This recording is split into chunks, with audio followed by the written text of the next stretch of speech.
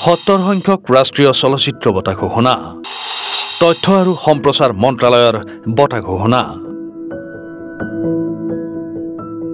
2022 চনৰ 1 জানুৱাৰীৰ পৰা 31 ডিচেম্বৰৰ ভিতৰত সেন্সৰ বোৰ্ডে চাৰ্টিফাই কৰা চলচ্চিত্ৰসমূহৰ মাজৰ পৰা উৎকৃষ্টতাৰ ভিত্তিত বিভিন্ন শিতানত ঘোষণা কৰা হয় ৰাষ্ট্ৰীয় চলচ্চিত্ৰ বঁটা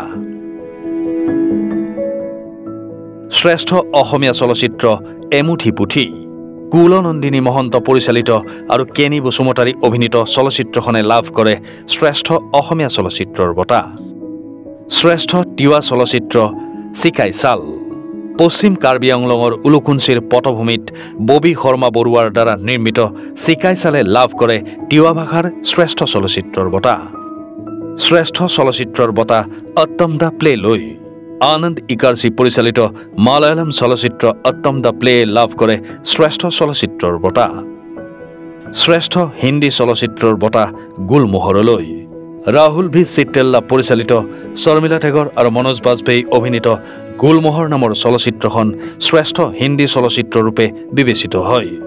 13 বছৰ বিৰতিৰ পিছত শৰ্মিলা টেগৰৰ এয়া প্ৰথম ছবি বেষ্ট ডেবিউ ফিল্ম ফৌজা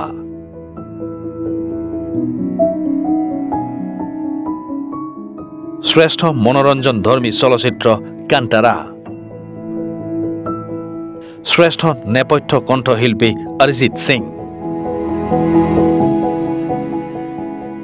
শ্ৰেষ্ঠ এভিজিচি চলচ্চিত্ৰ ব্ৰহ্মাস্ত্ৰ পাৰ্ট 1 শ্ৰেষ্ঠ সহ অভিনেত্ৰী নেনা গুপ্তা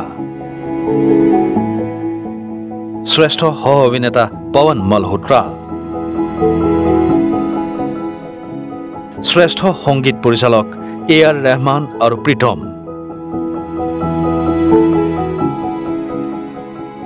শ্ৰেষ্ঠ সংগীত পৰিচালনা বিশাল ভাৰদ্বাজ ফুৰছতৰ বাবে শ্ৰেষ্ঠ তেলেগু চলচ্চিত্ৰ কাৰ্তিকেয়া 2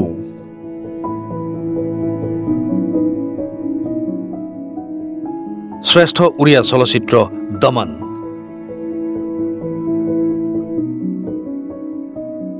শ্ৰেষ্ঠ তামিল চলচ্চিত্ৰ পন্নিয়িন সেলভান পাৰ্ট 1 শ্ৰেষ্ঠ পঞ্জাবী চলচ্চিত্ৰ বাগী দি থি শ্ৰেষ্ঠ মালায়ালম চলচ্চিত্ৰ চৌদি ভেলাক্কা শ্ৰেষ্ঠ কানাড়া চলচ্চিত্ৰ KGF চেপ্টাৰ 2 শ্ৰেষ্ঠ মাৰাঠী চলচ্চিত্ৰ ভলভি শ্ৰেষ্ঠ বাংলা চলচ্চিত্ৰ কাবেৰী অন্তৰ্ধান স্পেচিয়েল মেনশ্যন গুলমোহৰৰ বাবে মনোজ বাজপেয়ীলৈ স্পেচিয়েল মেনশ্যন কালিখানৰ বাবে সঞ্জয় সলিল চৌধুৰীলৈ বঁটা প্ৰাপকসকলক এক আড়ম্বৰপূৰ্ণ অনুষ্ঠানত অক্টোবৰত সন্মানিত কৰিব ৰাষ্ট্ৰপতি দ্ৰৌপদী মুৰ্মুৱে news desk report any Bharat 24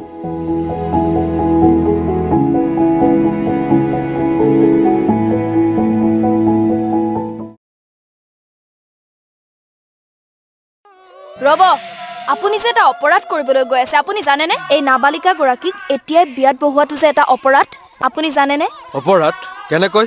মোৰ ছোৱালী মোৰ কথা তুমি যিয়েই নোকোৱা ভূঞা 18 বছৰৰ তলৰ যিকোনো কন্যা সন্তানৰ বিয়া দিলেই আইনগতভাৱে এক দণ্ডনীয় অপৰাধ বিয়া দিয়াজন যিমান দায়ী বিয়া পতাজনো সমানে দায়ী এতিয়া তাই পঢ়া শুনা কৰাৰ বয়স খেলা ধূলা কৰাৰ বয়স তাই খেলিবলৈ দিয়ক পঢ়িবলৈ দিয়ক আৰু চাব এদিন আপুনি তাইক লৈ গৌৰৱ অনুভৱ কৰিব পাৰিব এতিয়াই তাইক সংসাৰৰ বুজা দি তাইৰ ভৱিষ্যত জীৱনটো অন্ধকাৰ কৰাৰ অধিকাৰ তোমাৰ জানো আছে মোৰ ভুল হৈ গল মাজনী মোক ক্ষমা কৰিবা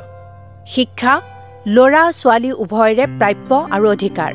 আপোনাৰ কন্যা সন্তানক তাইৰ এই প্ৰাপ্যৰ পৰা বঞ্চিত নকৰাব বাল্য বিবাহ ভাৰতীয় আইনৰ দ্বাৰা বিহিত এক দণ্ডনীয় অপৰাধ এনে অপৰাধ কৰি আপোনাৰ কন্যা সন্তানৰ ভৱিষ্যত অন্ধকাৰৰ মাজলৈ ঠেলি নিদিব নমস্কাৰ মই অজয় ফুকন আৰু এইখিনিতে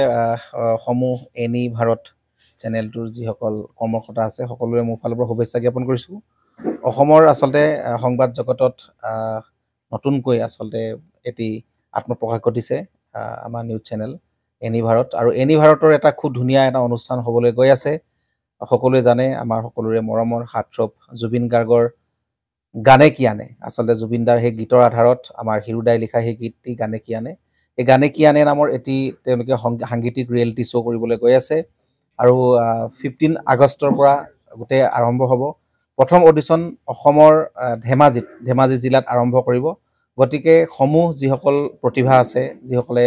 গান ভাল পায় যিসকলে তেওঁলোকৰ নিজৰ প্ৰতিভা আচলতে দেখুৱাব বিচাৰে এই ৰিয়েলিটি শ্ব'ত গানে কি আনে এই প্ৰতিযোগিতাত অংশগ্ৰহণ কৰক আৰু খুব ধুনীয়া আপোনালোকে সুবৰ্ণ সুযোগ লাভ কৰিব লগতে ইয়াতে পুৰস্কাৰ আছেই বিভিন্ন ধৰণৰ উপহাৰো আপোনালোকে লাভ কৰিব আৰু লগতে এগৰাকী প্ৰতিষ্ঠিত আচলতে এগৰাকী শিল্পী হিচাপে অসমৰ সাংস্কৃতিক জগতত আপোনালোক প্ৰতিষ্ঠা লাভ কৰিব গতিকে গোটেই অনুষ্ঠানটোলৈ মোৰ ফালৰ পৰা শুভকামনা থাকিল আৰু লগতে এই অনুষ্ঠানটোত আপোনালোকে অংশগ্ৰহণ কৰিব আমিও আছো আৰু সকলোকে আমি লগ পাম ধন্যবাদ